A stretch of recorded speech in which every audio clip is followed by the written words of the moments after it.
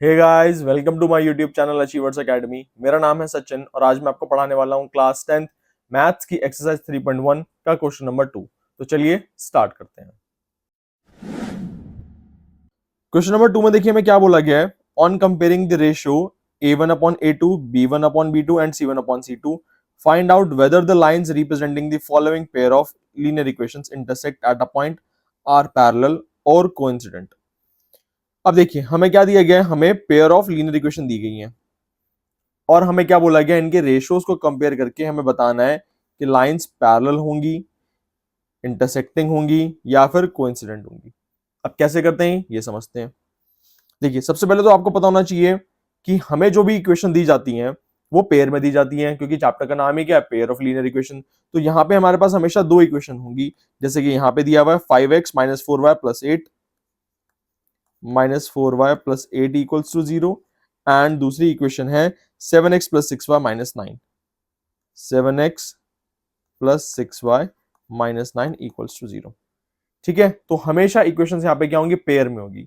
अब जो first equation है ना हमारी, वो हमारी होती है a1x plus b1y plus c1 equals to 0 इस फॉर्म में, और जो दूसरी इक्वेशन है वो होती है a2x plus b2y plus c2 equals to 0 इस फॉर्म में। कहने का मतलब ये है कि फर्स्ट इक्वेशन में हमारा जो x का कोफिशिएंट होता है ना, फर्स्ट इक्वेशन में जो हमारा जो x का कोफिशिएंट होता है उसको हम लोग बोलते हैं a1, यानी कि यहां पे हमारा a1 क्या है 5, x ये रहा, x का जो कोफिशिएंट है वो है 5, तो हमारा a1 क्या हुआ 5 हो गया। सिमिलरली फर्स्ट इक्वेशन में हमारा जो y का कोफिशिएंट होगा वो होगा b1, तो यहाँ पे y का कोफिशिएंट क्या है आप देख सकते हैं -4, तो ये हो गया b1। एंड सिमिलरली जो हमारा कांस्टेंट होगा फर्स्ट इक्वेशन में उसको बोला जाता है c1, तो +8 हमारा c1 हो गया। सिमिलरली सेकंड इक्वेशन में x का कोफिशिएंट को हम बोलते हैं a2, तो यहाँ पे x का कोफिशिएंट क्या है 7 है, तो 7 है a2, y का कोफिशिएंट जो होगा वो होगा b2, दैट इज 6 हमारा b2 हुआ, एंड जो कांस्टेंट है वो हुआ हमारा c2, -9 हमारा c2 हुआ। क्लियर है, हमेशा इक्वेशन हमारी होगी a1x plus b1y plus c1 equals to 0 and second equation होगी a2x plus b2y plus c2 equals to 0। हमेशा दो इक्वेशन होंगी हमारे पास और दोनों इस फॉर्म में होंगी। फर्स्ट इक्वेशन में x का कोफिशिएंट होगा a1, y का कोफिशिएंट होगा b1, कांस्टेंट होगा c1। सिमिलरली सेकंड इक्वेशन में x का कोफिशिएंट होगा a2, y का कोफिशिएंट b2 एंड कांस्टेंट होगा c2। अब देखते हैं इनका कंपैरिजन कैसे करना है। जब भी a1 अपॉन a2 इक्वल नहीं होगा b1 अपॉन b2 के, तो लाइंस हमेशा हमारी होंगी इंटरसेक्टिंग लाइंस। क्या होंगी, इंटरसेक्टिंग लाइंस। दैट मींस जब भी इन लाइंस को कार्टेशियन प्लेन पे प्लॉट किया जाएगा, पेयर ऑफ इक्वेशन होगा, ये कार्टेशियन प्लेन है मान लीजिए x एंड y, ठीक है, तो जब भी इन लाइंस को हम लोग प्लॉट करेंगे कार्टेशियन प्लेन पे, एक लाइन मान लीजिए ऐसे जाएगी और दूसरी जाएगी कुछ ऐसे, ये हमेशा एक दूसरे को इंटरसेक्ट करेंगी। कहां पे इंटरसेक्ट करेंगी, एक पर्टिकुलर पॉइंट पे। ठीक है, इंटरसेक्ट करेंगी एक पर्टिकुलर पॉइंट पे, तो हम बोल सकते हैं इस लाइन के कितने सॉल्यूशन होंगे, एक सॉल्यूशन होगा, या यूनिक सॉल्यूशन भी बोल सकते हैं, यूनिक सॉल्यूशन या फिर वन सॉल्यूशन।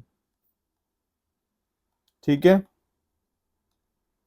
नेक्स्ट, अगर a1 अपॉन a2 इक्वल है b1 upon b2 and equal है c1 अपॉन c2, यानी कि तीनों आपस में इक्वल है, तो क्या होगा, तो लाइंस होंगी कोइंसिडेंट लाइंस। कोइंसिडेंट लाइंस होंगी। कोइंसिडेंट लाइंस का मतलब क्या है, जब भी मैं कार्टेशियन प्लेन पे इन लाइंस को प्लॉट करूंगा इनके सॉल्यूशन निकाल के, तो लाइंस आएंगी एक के ऊपर एक। जैसे मान लीजिए फर्स्ट लाइन आई कुछ इस तरह से, तो सेकंड लाइन की जो इक्वेशन आएगी या सॉल्यूशन आएगा वो भी इसी के ऊपर आएगा, लाइन के ऊपर ही लाइन बनेगी। अब क्योंकि लाइन के ऊपर लाइन बन रही है तो देखो ये हर एक पॉइंट पे एक दूसरे को कट कर रही है ना, ये एक दूसरे को यहाँ पे भी कट कर रही है, यहाँ पे यहाँ पे यहाँ पे हर एक पॉइंट पे एक दूसरे को कट करती हुई जा रही है। तो देखिए इसके कितने सॉल्यूशंस होंगे, इसके होंगे इनफाइनाइट सॉल्यूशंस। क्या होंगे, इनफाइनाइट सॉल्यूशंस। एंड तीसरा है हमारा कि जब a1 अपॉन a2 इक्वल होगा b1 अपॉन b2 के, बट इक्वल नहीं होगा c1 अपॉन c2 के, यानी कि ये दोनों तो आपस में इक्वल हो गए a1 a2 b1 b2, लेकिन c1 c2 को इक्वल नहीं है, तो लाइंस होंगी हमारी पैरेलल लाइंस। क्या होंगी, पैरेलल लाइंस। पैरेलल लाइंस मतलब जब कार्टेशियन प्लेन पे इन इक्वेशंस को प्लॉट किया जाएगा, इनके लाइन बना के प्लॉट किया जाएगा, तो ये कुछ ऐसे लाइंस आएंगी जो कभी एक दूसरे से इंटरसेक्ट नहीं करेंगी, दे विल गो पैरेलल। ठीक है, कितना भी एक्सटेंड कर लीजिए ये पैरेलल ही रहेंगी, इनके बीच का जो डिस्टेंस है वो हमेशा सेम रहेगा। तो अब ये कितनी बार एक दूसरे को इंटरसेक्ट कर रही हैं, कितनी बार कट कर रही हैं, एक भी बार नहीं कर रही, तो इन लाइंस का क्या होगा, नो सॉल्यूशन, एक भी सॉल्यूशन पॉसिबल नहीं है। सॉल्यूशन बेसिकली कि एक लाइन दूसरी लाइन को कितनी बार कट कर रही है वो उतने ही सॉल्यूशन होते हैं। जैसे इंटरसेक्टिंग लाइन देखिए हमेशा सिर्फ एक ही पॉइंट पे कट करेगी, तो इसलिए इसका वन सॉल्यूशन है, यूनिक सॉल्यूशन। कोइंसिडेंट लाइंस एक दूसरे को कट कर रही हैं एट एवरी पॉइंट, क्योंकि ये एक के ऊपर एक जा रही है ना, तो हर एक पॉइंट पे एक दूसरे को कट कर रही है, इंटरसेक्ट कर रही है, तो इसलिए इसके होंगे इनफाइनाइट सॉल्यूशंस। और पैरेलल लाइंस कभी एक दूसरे को इंटरसेक्ट करेंगी ही नहीं, इसलिए इनके एक भी सॉल्यूशन नहीं होगा। और यहाँ पे जो ये दोनों लाइंस हैं हमारी, यानी कि इंटरसेक्टिंग लाइंस और कोइंसिडेंट लाइंस, इनको एक और नाम से बोला जाता है, इनको कंसिस्टेंट भी बोला जाता है। क्या बोला जाता है, कंसिस्टेंट लाइंस। एंड जो हमारे पैरेलल लाइंस है, क्योंकि इसके सॉल्यूशन पॉसिबल नहीं है, इसलिए इनको बोला जाता है इनकंसिस्टेंट। ठीक है, आई होप आपको क्लियर होगा ये। चलिए अब क्वेश्चन देखते हैं।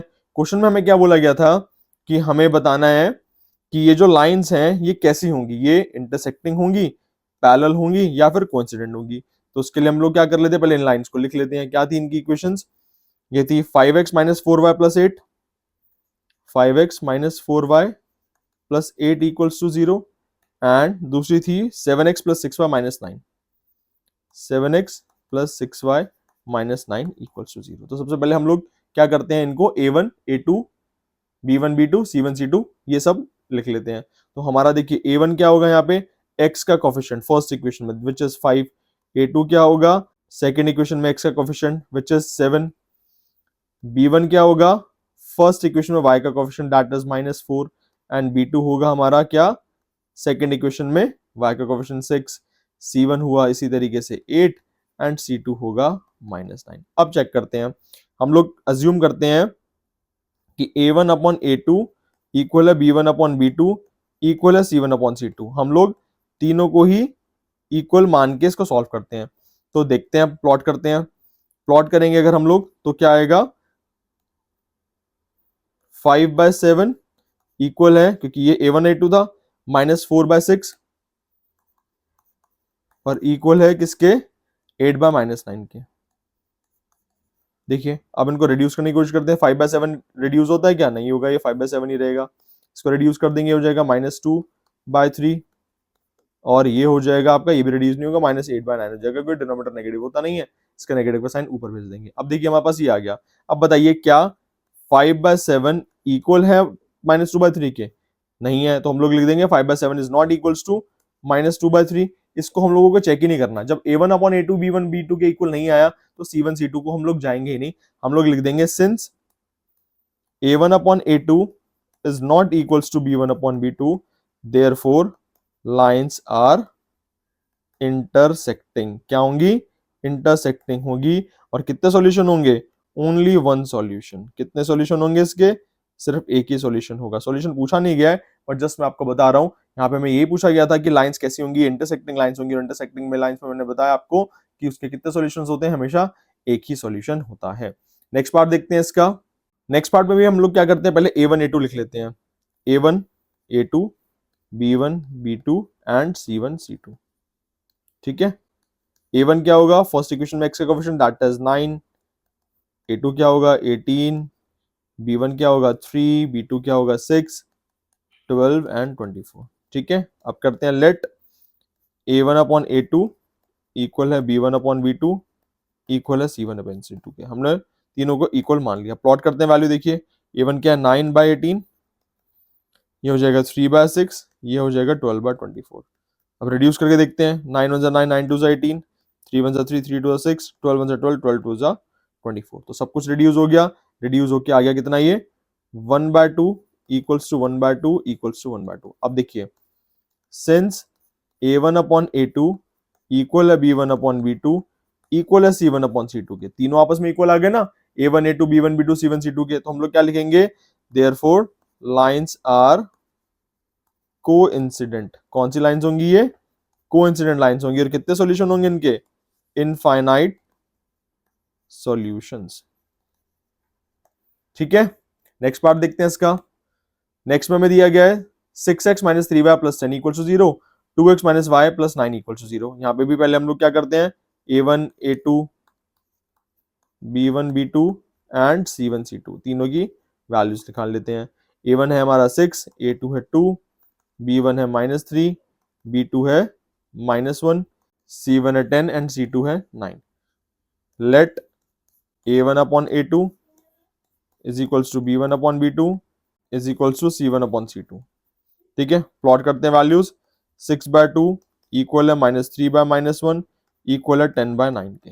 देखिए रिड्यूस करते हैं, 2 1 2, 2 3 6, माइनस से माइनस कट जाएगा, ये रिड्यूस होगा नहीं, तो हमारे पास क्या आ गया, 3/1 इक्वल है 3/1 इक्वल है 10/9 के। वैसे ये इक्वल नहीं है तो हम लोग लिख देंगे नॉट इक्वल टू 10/9, है ना। 3/1 is equal to 3/1 but not equal to 10/9।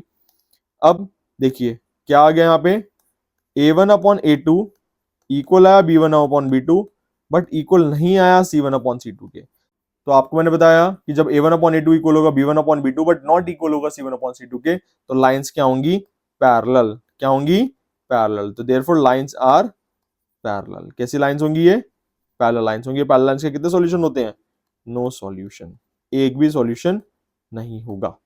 I hope आपको ये समझ आया होगा। इस तरीके के बहुत सारे क्वेश्चंस हैं और काफी क्वेश्चंस इस तरीके के एमसीक्यू में आपके आते भी हैं सॉल्व करने के लिए, तो इसको बहुत ध्यान से समझना है। कंडीशंस आपको पता होनी चाहिए कि कब लाइंस पैरेलल होती हैं, कब इंटरसेक्टिंग होती हैं और कब कोइंसिडेंट होती है और कहां पे कितने सॉल्यूशंस होते हैं।